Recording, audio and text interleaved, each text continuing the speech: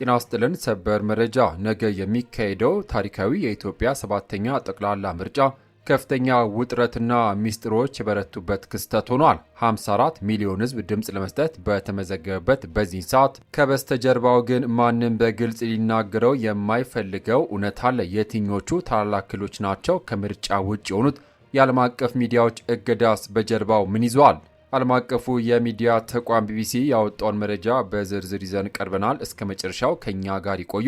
ቪዲዮን ላይክ፣ የዩቲዩብ ቻናሌን ሰብስክራይብ ማድረጉን አዘንጉ። ወደ መረጃዎቹ አልፋለሁ፣ አብረን እንከታተለው። በተለያዩ የሀገሪቱ ክፍሎች አለመረጋጋቶች በረቱበት በዚህ እጅግ ፈታኝ ወቅት ሰኞ የሚካሄደው 7ኛ ጠቅላላ ምርጫ እምብዛም የጦፈ ፉክክር የማይኖረው መሆኑን ተቋሚ ፖለቲከኞች በስፋት እየተናገሩ ይገኛሉ። በተለይም በአማራና በኦሮሚያ ክልሎች ካለው የጸጥታ ቀውስ ባሻገር የትግራይ ክልል በዚህ ታላቅ ምርጫ ላይ ሙሉ በሙሉ አለመሳተፉ የሰኞን ሂደት ትልቅ ጥያቄ ውስጥ ከቶታል። ይህ በእንዲህ እንዳለ በመገናኛ ብዙሃን ላይ የተጣለው ገደብ ሌላው ዓለም አቀፍ መነጋገሪያ ሆኗል። ቢቢሲን ጨምሮ በርካታ ዓለም አቀፍ ሚዲያዎች ምርጫውን በአገር ውስጥ ለመመዝገብ ፈቃድ እንዳልተሰጣቸው እየተነገረ ነው። ዓለም አቀፉ የሰብአዊ መብት ተቋም አምነስቲ ኢንተርናሽናል የኢትዮጵያ ባለሥልጣናት በመገናኛ ብዙሃን ላይ የጣሉትን ገደብ እንዲያነሱ ከቀናት በፊት አሳስቧል። የድንበር የለሽ ጋዜጠኞች ቡድን ባወጣው ሪፖርት ኢትዮጵያ በፕሬስ ነጻነት ከ180 ሀገራት 148ኛ ደረጃ ላይ ማስቀመጡ የሚታወስም ሲሆን ሂውማን ራይትስ ዎችና ሲፒጂም የሮይተርስ ጋዜጠኞችን ፈቃድ መነጠቅና የመገናኛ ብዙሃን ባለሙያዎችን መታሰርን አጥብቀው ኮንነዋል። በፖለቲካው ረገድም የኦሮሚያ ፌዴራል ኮንግረስ ኦፌኮ በኦሮሚያ ባለው ጸጥታ ችግር ምክንያት በአዲስ አበባ ብቻ ለመወዳደር መወሰኑን ገልጿል። የፓርቲው ተቀዳሚ ምክትል ሊቀመንበር ፕሮፌሰር መራራ ጉዲና ምርጫው በኢትዮጵያ ታሪኩ ዝቅተኛ ፉክክር የሚካሄድበት ነው ካሉም በኋላ የምንሳተፈው ሕጉ በተከታታይ በምርጫ አለመሳተፍን ስለማይፈቅድና ከፓርቲነት እንዳይሰረዝ ብቻ ነው ሲሉ አስገራሚ እውነታን ይፋ አድርገዋል።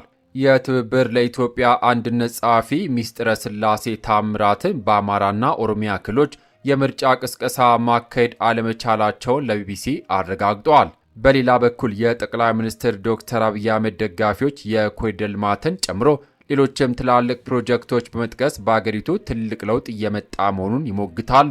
ምንም እንኳን የኮሪደር ልማት ከተማን ከማዘመን አንጻር ቢደነቅም በ10 ሺዎች የሚቆጠሩ ነዋሪዎች ከቀያቸው ማንሳቱ ግን ጥብቅ ትችት አስነስቶበታል። ይሁንና የጠቅላይ ሚኒስትሩ የኢኮኖሚ ማሻሻያ እርምጃዎች በዓለም አቀፍ የገንዘብ ተቋም IMF እና በዓለም ባንክ መደገፋቸው ይነገራል። ነገር ግን ታላቁ ስጋት አሁንም አልበረደም። በአማራና ኦሮሚያ ክልሎች ያለው አለመረጋጋት እንዲሁም በትግራይ ዳግመኛ ውጥረት ሊነሳ ይችላል የሚለው ስጋት ከፍተኛ ነው። በአማራ ክልል በፋኖ ኃይሎችና በመንግስት መካከል በቀጠለው ግጭት እንዲሁም በኦሮሚያ በመንግስትና በኦሮሞ ነጻነት ሰራዊት መካከል ባለው ውጊያና በእገታዎች ሳቢያ በርካቶች ለከፍተኛ ጉዳት ተዳርገዋል። የሰላምና የደህንነት ሁኔታዎች የሚከታተለው አክሌድ መረጃ መሰረት ባለፉት ጊዜያት በእነዚህ አካባቢዎች ከ9400 በላይ ከፍተኛ የደህንነት ቀውሶችና የሰዎች ጉዳት ተመዝግበዋል። ሆኖም መንግስት በበኩሉ በአማራና ኦሮሚያ 97% የሚሆኑ አካባቢዎች ለምርጫው ዝግጁ ናቸው ብሏል። ብሔራዊ ምርጫ ቦርድ ግን በአማራ ክልል ከሚገኙ 138 የምርጫ ክልሎች በ8ቱ እንዲሁም በትግራይ ክልል ምርጫ እንደማይካሄድ አረጋግጧል። የክራይሲስ ግሩፕ የምስራቅ አፍሪካ ባለሙያ ማግኔስ ቴይለር ጠቅላይ ሚኒስትር አብይ በድጋሚ እንደሚመረጡ እርግጠኛ ቢሆኑም የውስጥ ሽምቅ ውጊያዎችና የሰሜኑ ስጋት በምርጫው መሸፈን የለበትም ብለዋል። በትግራይ የፌዴራል መንግስት መካከል ያለው ውጥረት በንግግር እንዲፈታም አሳስበዋል።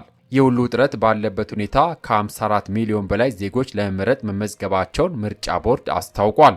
ለመጀመሪያ ጊዜ ድምፅ የምትሰጠው የአዲስ አበባ ነዋሪ ፌኔት ደረጀ የምርጫ ውጤት አዎንታዊ ካልሆነ ከምጣኔ ሀብትና ፖለቲካ አንጻር የዕለት ከዕለት ኑሮዬ፣ ትምህርቴና እንቅስቃሴ ላይ ተጽዕኖ ያሳድራል ስትል ስጋቷን ገልጻለች። በሌላ በኩል ጠቅላይ ሚኒስትር ዶክተር አብይ አህመድ በግንቦት መባቻ ላይ አገራዊ ምክክር እየተደረገ ያለው በአገሪቱ ህገ መንግስት ያለ ማብቂያ የተቀመጠውን የአገሪቱ መሪ የስልጣን ዘመን ለመገደብ መሆኑን በይፋ መናገራቸው ይታወሳል። ዘገባው የቢቢሲ ነው። ክቡራትና ክቡራን የዩቲዩብ ቻናል ቤተሰቦች የእናንተ አስተያየት ምንድን ነው? ሰኞ የሚካሄደው የ7ኛው ጠቅላላ ምርጫ ለሀገራችን እውነተኛ መረጋጋትን ያመጣል ወይስ የፖለቲካ ውጥረትን ይበልጥ ያባብሷል።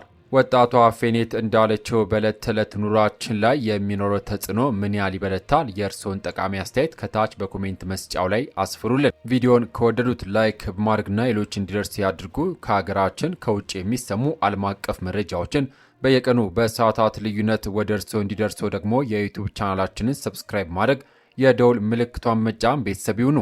ከሰዓታት በኋላ በሚሰማ በአዳዲስ መረጃ እስከምንገናኝ ሰላም ለሀገራችን፣ ሰላም ለዓለም ሁሉ ይሁን። በያልንበት የዓለም ዳርቻ ቸር እንቆይ።